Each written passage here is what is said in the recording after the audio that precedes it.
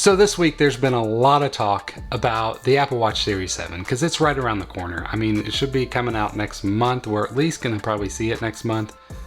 And recently there were some CAD files leaked that looks exactly what John Prosser reported back in, I believe, April. Whether you like the new design or not, I personally kind of like it. The flat sides look interesting and it looks kind of retro-y, so I'm looking forward to something different. We haven't seen anything different since the Series 4. There's also a chance of more aluminum colors. So right now you got, last year they came out with the blue and the red.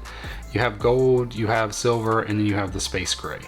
Those are the kind of options you get right now with the aluminum model. You go up from there and you get the stainless steel. The graphite was a new one that they released last year as well. And then up from that is the additions, which is the titanium and then the space black titanium. I can't remember exactly what they call that one. Up a little bit more, you get the Hermes, which is now the space black. It's the only way to get that one. That's the options with the Series 6. So what's the Series 7 gonna have? Well, according to rumors, we're gonna at least get one new color of the aluminum, which could be green. There's also talks that we might get like all the same colors as the iMac. Blue, orange, yellow, red, pinkish, and yeah, just way too many colors, way too many options. I hate Apple. I don't need a bunch of options because options just make me want more stuff and I can't afford it. So just, you know, go back to your old style where it's like one option, that's all you get. I'm just kidding. You do what you do. I'm here today just to kind of guide you through which one to choose from.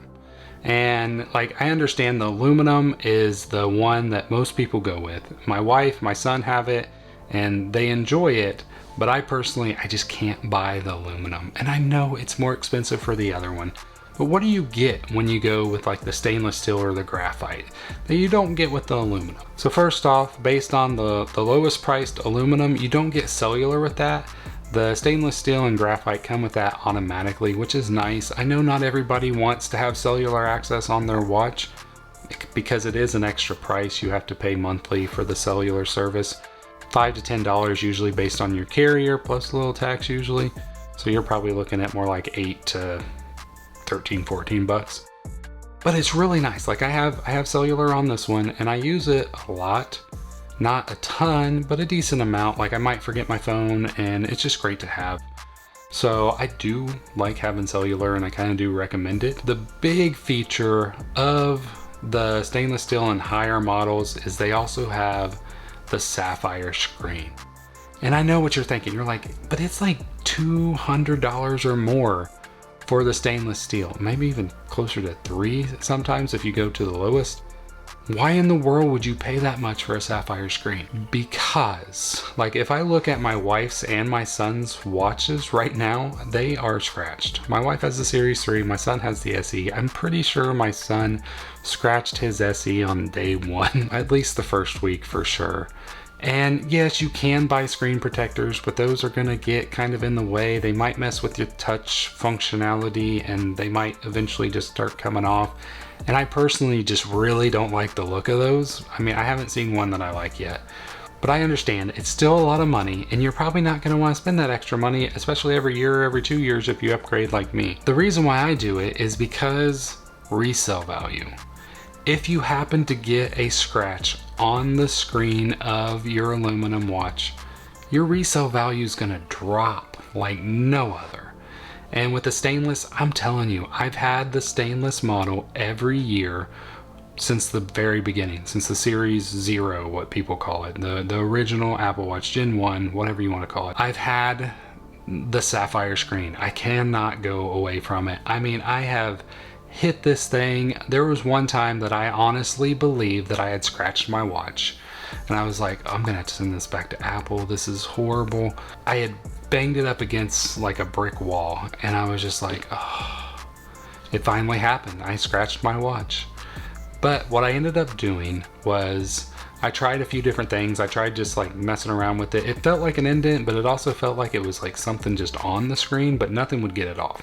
So I took a brush wool steel pad thing that I use on my stainless steel link bracelet, and I just rubbed it right on the screen. I thought, I had Apple Care. I highly recommend AppleCare as well. They let you pay monthly now, which is also nice. I always just do the re-up one because also resale value. If you have AppleCare, I feel like, you know, especially if you have some months left or a year left in AppleCare, it does help. I mean, if I'm gonna buy a used one, I'm looking for AppleCare. I always buy it the 2 to 3 year plan because that can carry over to the new owner. Where if you pay monthly, the only way that's carrying over to the new owner is if you continue to pay monthly. Back to the scratch. I had it, I took the wool pad, I was scrubbing it like crazy. I thought for sure, hey, there's a really good chance this is just gonna scratch the screen up like crazy.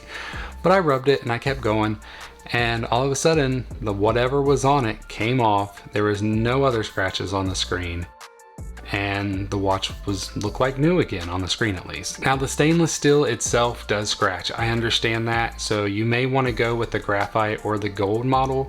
They do have an extra coating that does help a little bit there, but if you do end up scratching one of those, you're just kind of out of luck. There's nothing you can do at that point other than replace your watch. But with the stainless steel, you can actually polish it and get most of those scratches out. I've done a video on that. I'll put a link up here.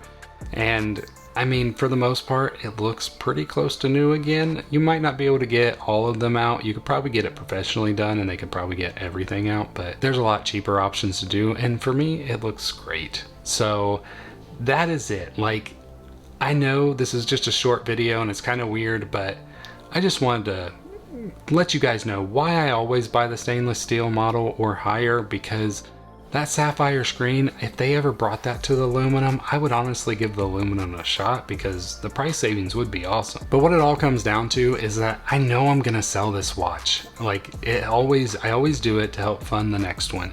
And I just don't like screen protectors and I don't wanna deal with that.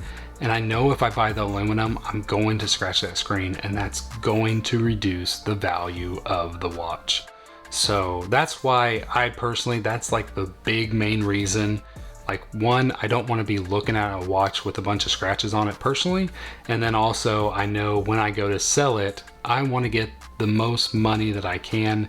And having that sapphire screen means that it's going to be as pristine as possible because this thing is nearly unscratchable. Now I know you can do it. Like, there's videos on it with different like picks that people use. And I know it can be done, but it's tough. Like, I promise you guys that. This thing is amazing. So yeah, so that's it. Like, I hope you guys have found this info helpful at all. If you did, please leave that thumbs up and also leave a comment down below. Which Apple Watch Series 7 are you gonna buy, or are you not gonna buy one at all? And did I convince you at all to buy something a little bit more than aluminum? Because, you know, I'm just here for you guys. I'm here to help you out and just kind of give you like a little bit of my thoughts today. And that's it. I hope you guys have a great rest of your week and I will see you in the next one. God bless.